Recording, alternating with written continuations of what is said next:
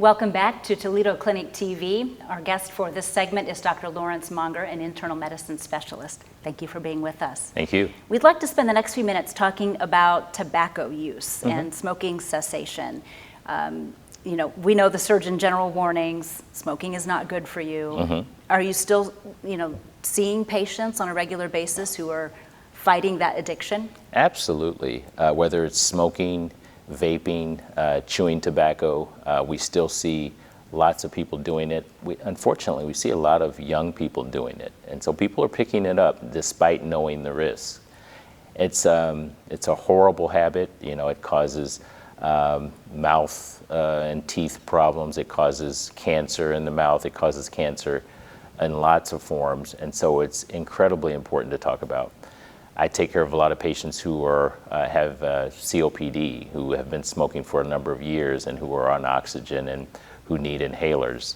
And it's a horrible, horrible life for them. And as you talk to these people, they really wish someone had talked to them earlier about quitting. So if someone smokes, chews tobacco or vapes, it's an incredibly important thing to have that conversation with them and talk about ways to quit. I would imagine your first conversation is don't start. Yes. But beyond that, once somebody is addicted and is vaping or smoking, how do they begin the process in quitting? Well, first of all, you have to have a desire to quit. And I have to emphasize some of the risk, kind of give them some of the horror stories about, reasons to quit and what it can do. To try to incentivize people to quit. But there has to be an internal desire to quit.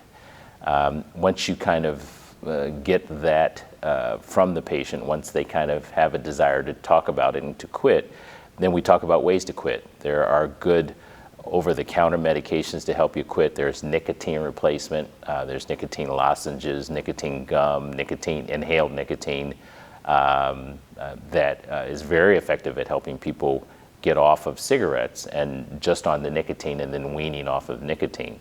So those can be very effective. Sometimes we combine those, depending upon how heavy the addiction is, with medications, with prescription medications. There's something called Zyban, there's something called Chantix. Those are two products that both have generics that are both very affordable. That really help people reduce the craving to smoke. And you take them between 8 to 12 weeks, and they can be very effective at helping people quit. I've had 2-pack-a-day smokers, as an example, for years get off cigarettes completely with medication. So that can be helpful. I am for any way that's going to help you quit. Sometimes I have people go to a psychologist for hypnosis. Acupuncture can help. Whatever works for you to change those habits and stop smoking, I'm here to talk with you about, and I'm absolutely for. Is it ever too late to quit? It is never too late to quit. People who have a diagnosis of early COPD, chronic obstructive pulmonary disease, you can reduce the progression of that with quitting smoking. Cancer patients who smoke, it is not too late to quit. It makes a difference in how well you come through the cancer if you quit smoking. So it is never too late to quit. Thank you so much for being with us. All right, thank you. And thank you for watching.